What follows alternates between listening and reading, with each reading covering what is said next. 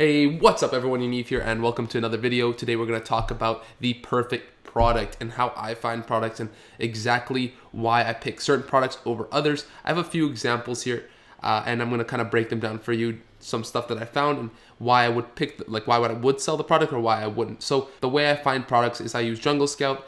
I use Jungle Scout web app to find the product, which is right here, as you can see on your screen. And I've done many videos about how to find the products. If you guys are interested, leave a comment down below. I'll make some more. So for this, kind of way to find products, you're gonna need the web app and also the Jungle Scout Chrome extension, which I will show you in a little bit. Let's get right into it. What I divided this video into products that I would sell and why I would sell them, and products that I wouldn't sell and why I wouldn't sell them. So really quickly, the first product, again, the products I'm showing you guys aren't necessarily products you want to sell because they're probably pretty highly competitive and kind of hard to get into, but I'm kind of just trying to show you guys what my inner thought process is and why I would pick certain products over others. So the first product on the list is a knee brace or ankle brace or any sort of brace.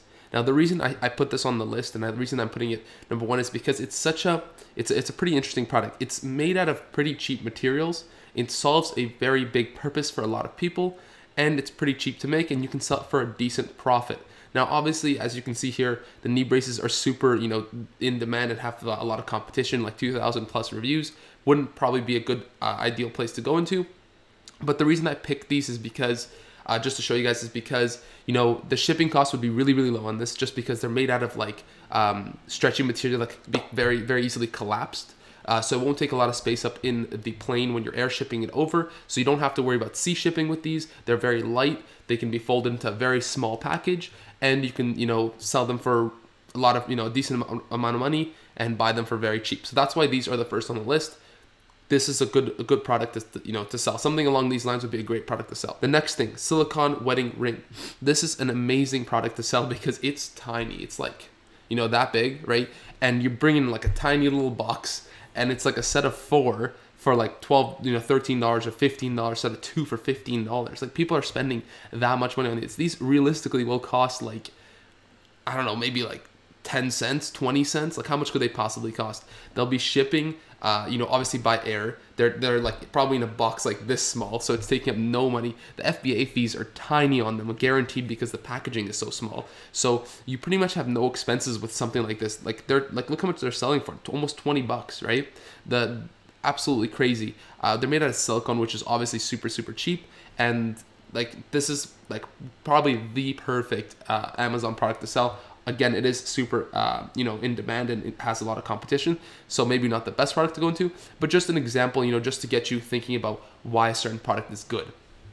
Next thing I have, the infamous fidget spinners. So the fidget spinners were kind of like a perfect storm when they first came out.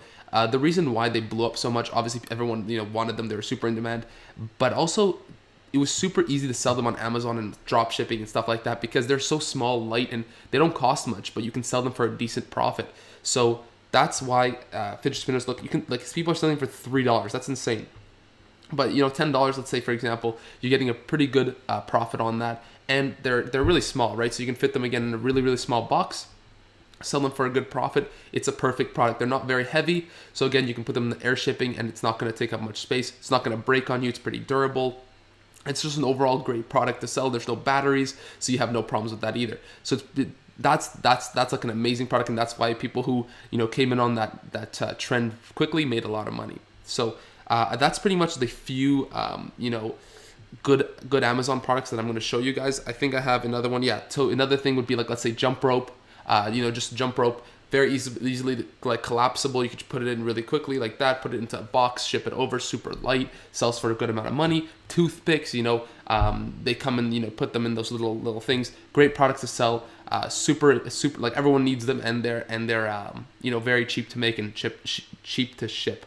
So those are all amazing products. Obviously, again, off the top of my head, just wanted to show you guys some basic thinking and why some products are better than others. Now, to look into the products that are bad and why they're bad and why maybe I would stay away from them personally and maybe why most people stay away from them, the reason is, so the first product I have, right? Very, very, very bad product to sell. So I personally would not go into this. I'm sure you can make a ton of money selling this kind of stuff, but anything to do with weights or, gym equipment, stuff like that, super, super heavy for the most part. So it leaves you see like one 20-pound barbell is costing you like, I guess could cost you up to 120 bucks. I guess they come obviously with more stuff, but like, look, they're like 50 bucks, $52. Like, they're kind of a pain in the butt, and that's because they weigh so much. Like, just because the product is small, right? This product can fit in a shoebox, guys. This product is tiny, but because they weigh so much, it's kind of a pain in the bum to fly them over. It's the shipping that's that's really bad. So with a product like this, you might have to sea ship it, which is just, again, you know, if you haven't watched that video, I'll leave it up there. You guys can watch it,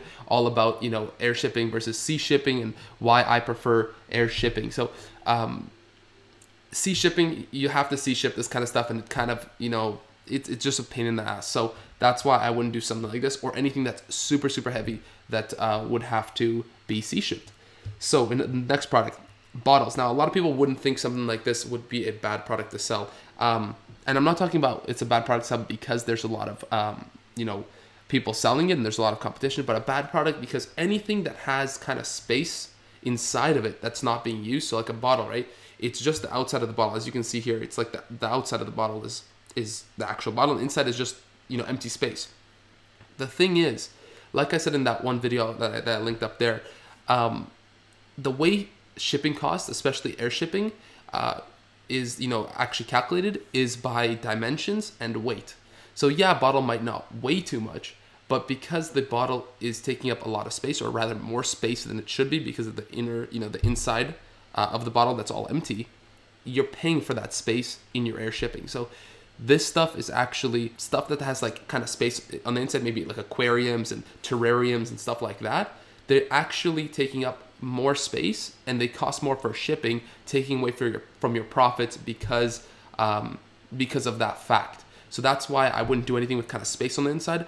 Obviously, again, if the money's there, right, if the profit's there, obviously go ahead and do it. But that's just my thinking. You guys got to make sure that the reason why, you know, you got to make sure that you're finding products that are kind of maybe don't waste a lot of space. So that way you can actually profit better from products like that. The next product is another one that kind of has, this one doesn't have empty stuff on the inside, but it's filled with stuff. So it has like liquids, right? So Mosquito repellent, it's got liquid on the inside.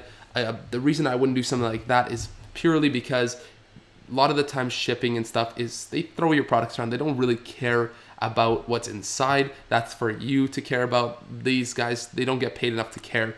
So they might be throwing your stuff around. If your packaging isn't right, stuff like this can spill. You can get a ton of complaints, really bad reviews, and kind of ruins your whole business. So make sure that if you're selling selling products that have stuff inside, be very careful. Make sure your packaging is good. And if your product is, for example, also glass, also make sure that your packaging is good enough to withhold, you know, people throwing it around. So that's the reason why I wouldn't do something like that. But for example, something like this, right? It's a mosquito repellent, but it's kind of a different mosquito repellent.